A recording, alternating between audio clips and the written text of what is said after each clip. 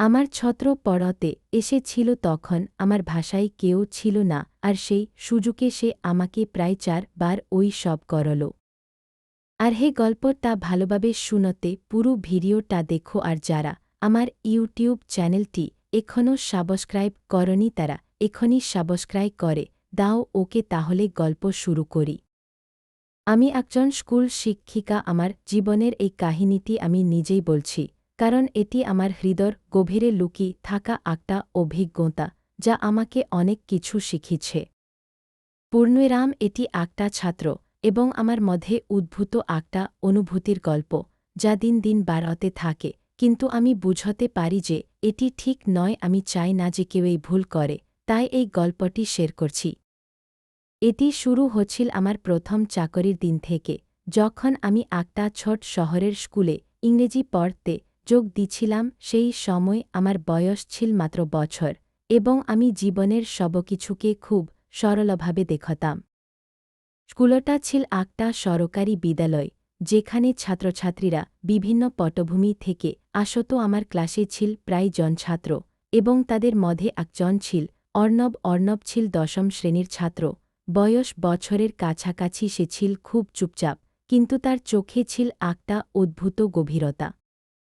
প্রথম দিন থেকেই আমি লক্ষ্য করেছিলাম যে সে ক্লাসে অনাদের মতো নোট নেই না, বরং আমার দিকে তাকিয়ে থাকে। আমি ভেবেছিলাম হয়তো সে মনোযোগী, অথবা তার কোনো সমস্যা আছে, কিন্তু দিন যত যেতে থাকল ততই আমি বুঝতে পারলাম যে তার তাকানোটা সাধারণ নয়।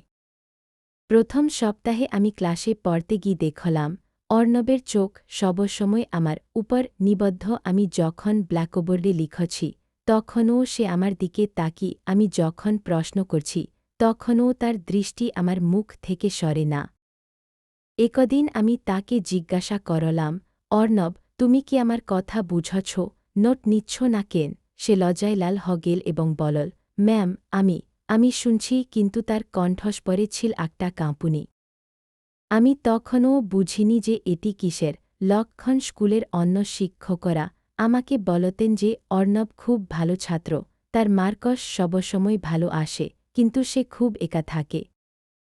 পূর্ণিরাম তার বাবা মা দুজনেই চাকরি করেন, তাই সে বাড়িতে একা থাকে। আমি ভেবেছিলাম হয়তো সে আমাকে তার মার মতো দেখে, অথবা কোনো মেন্টর হিসেবে, কিন্তু না, এটি ছিল অন্য কিছু।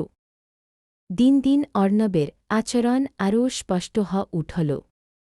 পূর্ণিরাম স্কুল ছুটির পর সে প্রায়ই আমার কাছে আসত এবং বলত, ম্যাম, আপনার বার কোন দিকে? আমি আপনাকে পৌঁছে দিতে পারি। আমি প্রথমে হাসতাম এবং বলতাম, না অর্ণব, আমি নিজেই যেতে পারব, তুমি বার যাও। কিন্তু সে জিদ করত। একদিন সে আমার সাথে স্কুলের গেট পর্যন্ত এলো এবং বলল, ম্যাম, আপনার সাইকেলটা ভারী মনে হচ্ছে, আমি ধরে দিই। আমি অবাক হয়ে গেলাম। তার চোখে ছিল একটা আকুতি যা আমাকে অস্বস্তিকর লাগল। আমি বুঝতে শুরু করলাম যে এটি সাধারণ ছাত্রশিক্ষক সম্পর্ক নয়। অর্ণবের প্রতি আমারও একটা অদ্ভুত অনুভূতি জন্মাতে শুরু করল। পূর্ণিরাম সে ছিল সুন্দর, বুদ্ধিমান, এবং তার মধ্যে ছিল একটা নির্মলতা, কিন্তু আমি জানতাম যে এটি ঠিক নয়। আমি তার থেকে অনেক বড়, এবং সে আমার ছাত্র সমাজ, আইন, নৈতিকতা সবকিছু এটিকে নিষিদ্ধ করে। একদিন ক্লাসে আমি শেক্সপিয়রের রোমিও অ্যান্ড দ্য জুলিয়েট পড়ছিলাম। আমি বললাম, ভালোবাসা হল একটা শক্তিশালী অনুভূতি, কিন্তু এটিকে সঠিক এবং সঠিক ব্যক্তির সাথে অনুভব করতে হয়। অর্ণবের চোখ আমার সাথে মিলল, এবং সে হাসল। ক্লাস শেষ হলে সে আমার কাছে এলো এবং বলল, ম্যাম, ভালোবাসা কি সত্যিই সীমাবদ্ধ যদি দুজনের মন মিলে যায়? আমি চমকে উঠলাম। এটি ছিল তার প্রথম সরাসরি ইঙ্গিত। আমি বললাম, অর্ণব, এটি গল্পের কথা, বাস্তবে অনেক কিছু বিবেচনা করতে হয়। কিন্তু আমার হৃদ একটা ঝড় উঠল। রাতে ঘুমাতে গিয়ে আমি তার কথা ভাবলাম। সে কি আমাকে ভালোবাসে, এবং আমি কি তাকে ভালো লাগছি? না, এটি হতে পারে না। আমি নিজেকে বোঝালাম যে এটি শুধু একটা অস্থা অনুভূতি। কদিন পর স্কুলে একটা ক্রীড়া প্রতিযোগিতা হল। অর্ণব ফুটবল খেলায় অংশ নিল এবং জিতল। সে আমার কাছে এসে বলল, ম্যাম, এটা আপনার জন্য। সে আমাকে তার মেডেলটা দেখাল। আমি হাসলাম, কিন্তু তার চোখে ছিল একটা গভীর ভালোবাসা। স্কুল ছুটির পর সে আবার আমার সাথে যাওয়ার জন্য অপেক্ষা করল। এবার আমি তাকে বললাম, অর্ণব, চলো একসাথে হাঁটি। আমরা রাস্তায় হাঁটতে শুরু করলাম। সে বলল, ম্যাম, আপনি খুব সুন্দর, আপনার হাসি দেখলে আমার মন ভালো হয়ে যায়।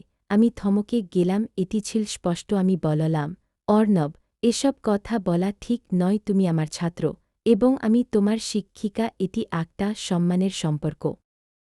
সে মাথা নিচু করে বলল, কিন্তু ম্যাম, আমি আপনাকে ভালোবাসি। আমার হৃদয় ভেঙে গেল। আমি বুঝলাম যে তার অনুভূতি দিন দিন বাড়ছে এবং আমারও তাকে ভালো লাগছে, কিন্তু এটি ভুল।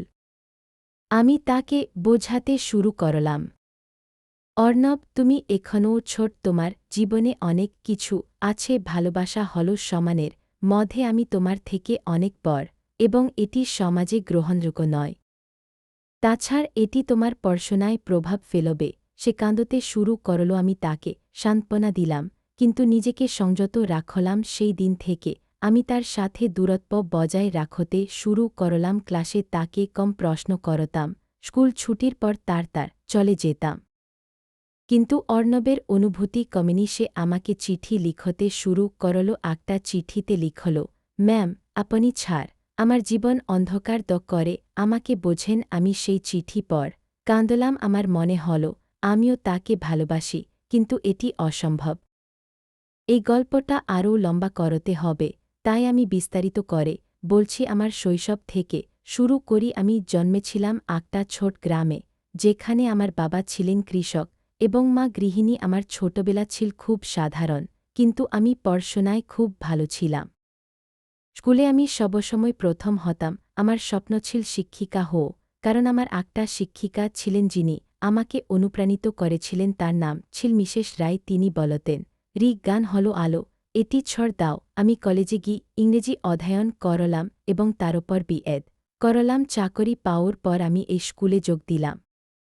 প্রথম দিন আমি খুব উত্তেজিত ছিলাম। স্কুলের প্রিন্সিপাল আমাকে বললেন, ছাত্রদের শুধু পড়ো না, তাদের জীবন গড় তোলো। আমি সেই কথা মনে রেখেছিলাম।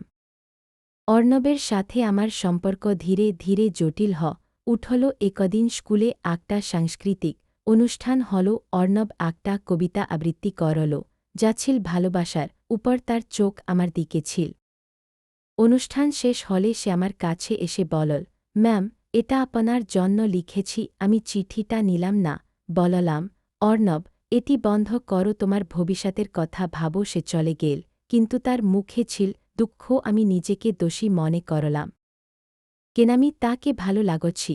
হয়তো তার নির্মলতা, তার বুদ্ধিমত্তা, কিন্তু আমি জানতাম যে এটি একটা ফাঁদ। আমি আমার বান্ধবীকে বললাম, সোনালি, আমি কি করব? একটা ছাত্র আমাকে ভালোবাসে এবং আমারও তাকে ভালো লাগছে। সে বলল, এটি ভুল, তাকে বোঝাও, অথবা স্কুল ছেড়ে দাও। আমি সিদ্ধান্ত নিলাম তাকে বোঝাব। পরের দিন আমি অর্ণবকে ক্লাসরুমে একা ডাকলাম। আমি বললাম, অর্ণব, শোনো, তোমার অনুভূতি আমি বুঝি। এটি হয় যখন কেউ কাউকে প্রথম দেখে, কিন্তু এটি অস্থা। তুমি এখন পড়াশোনা করো, তোমার ক্যারিয়ার গড়। আমি তোমার শিক্ষিকা, তোমার মা বোনের মতো। এটি ঠিক নয়, এটি আমাদের দুজনের জন্য খারাপ। সমাজ এটি মেনে নেবে না এবং তোমার জীবন নষ্ট হয়ে যাবে। সে কাঁদল এবং বলল, ম্যাম, আমি চেষ্টা করব, কিন্তু আপনাকে ভুলব কি করে? আমি বললাম, সময় সবকিছু ভুলি দেই, তুমি অন্য কিছুতে মন দাও, খেলাধুলা, বন্ধুবান্ধব। সে মাথা নাড়ল। সেই দিন থেকে অর্ণব ধীরে ধীরে পরিবর্তন হল। সে ক্লাসে মনোযোগ দিতে শুরু করল, কিন্তু তার চোখে এখনও ছিল দুঃখ। আমি নিজেকে সংযত রাখলাম এবং শেষ পর্যন্ত আমরা দুজনে এই অনুভূতি কাটিয়ে উঠলাম।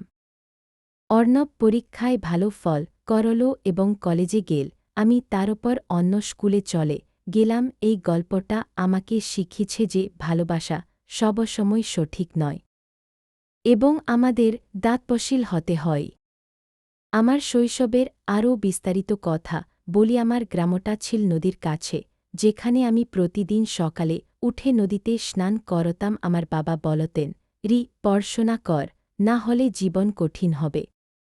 আমি স্কুলে যেতাম সাইকেল চালি এবং সেখানে আমার বন্ধুরা ছিল অনেক। একটা বন্ধু ছিল যার সাথে আমি সবকিছু শেয়ার করতাম কলেজে গিয়ে আমি প্রথম প্রেমে পড়লাম কিন্তু সেটা ভেঙে গেল সেই দুঃখ থেকে আমি শিক্ষিকা হওয়ার সিদ্ধান্ত নিলাম এই স্কুলে আসার পর আমি দেখলাম যে ছাত্ররা খুব দুষ্টু কিন্তু অর্ণব ছিল আলাদা তার বার ছিল শহরের উপকণ্ঠে তার বাবা ছিলেন ব্যাংকে চাকরি করেন মা ছিলেন গৃহিণী কিন্তু প্রায়ই অসুস্থ থাকতেন অর্ণব তার মাকে খুব ভালোবাসত এবং হয়তো আমাকে তার মার মতো দেখত প্রথমে একদিন স্কুলে রেইনি ডে হল বৃষ্টিতে সবাই ভিজে গেলাম অর্ণব আমার জন্য তার ছাতা দিল আমি বললাম না তুমি নাও কিন্তু সে জোর করল সেই দিন থেকে তার প্রতি আমার একটা নরম অনুভূতি জন্মাল পূর্ণরাম আমি ভাবলাম সে খুব যত্নশীল কিন্তু দিন যত যেতে থাকল তার আচরণ আরও ঘনিষ্ঠ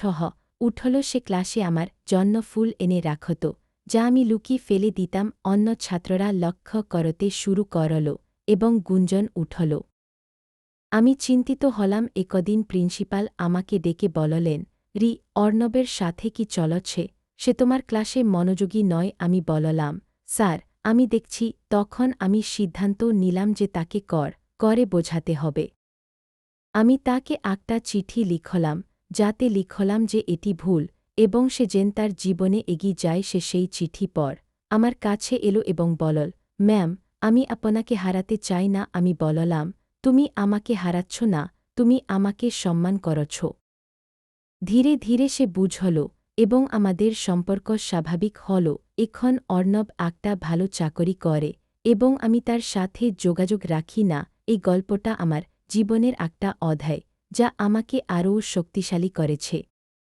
আমার জীবনের আরও একটা অংশ ছিল আমার পরিবার আমার ভাই ছিল যে আমাকে সবসময় সমর্থন করত সে বলত দিদি তুমি স্বপ্ন দেখো আমি সাথে আছি স্কুলে আমার অন্য ছাত্ররা ছিল যেমন রাহুল যে খুব দুষ্টু ছিল আমি তাকে শাসন করতাম অর্ণবের সাথে তার বন্ধুত্ব ছিল কিন্তু সে তার অনুভূতি লুকিয়ে রাখত একদিন তারা একসাথে খেলতে গিয়ে অর্ণব বলল রাহুল ম্যামকে আমি ভালোবাসি রাহুল আমাকে বলে দিল এবং আমি আরও চিন্তিত হলাম আমি অর্ণবকে বললাম তোমার বন্ধুরা জানে এটি ছড় পড়ালে কি হবে সে বলল ম্যাম আমি কাউকে বলিনি কিন্তু আমি জানতাম যে এটি ঝুঁকিপূর্ণ আরও অনেক দিন গেল স্কুলে একটা ট্রিপ হল যেখানে আমরা পাহাড় গেলাম অর্ণব আমার সাথে থাকতে চাইল কিন্তু আমি তাকে অন্য গ্রুপে পাঠালাম সেখানে সে একটা ছবি তুলল আমার যা সে পরে আমাকে দিল আমি সেই ছবি ফিরিয়ে দিলাম ধীরে ধীরে আমার অনুভূতি কমল এবং তারও শেষে আমরা দুজনেই বুঝলাম যে এটি একটা কিশোর অনুভূতি ছিল এখন আমি অন্য স্কুলে পড়ি এবং সেও অন্য স্কুলে পড় বন্ধুরা গল্পটা কেমন লাগল অবশ্যই কমেন্ট বক্সে বলে যাবে এখন থাকো তবে বাই বাই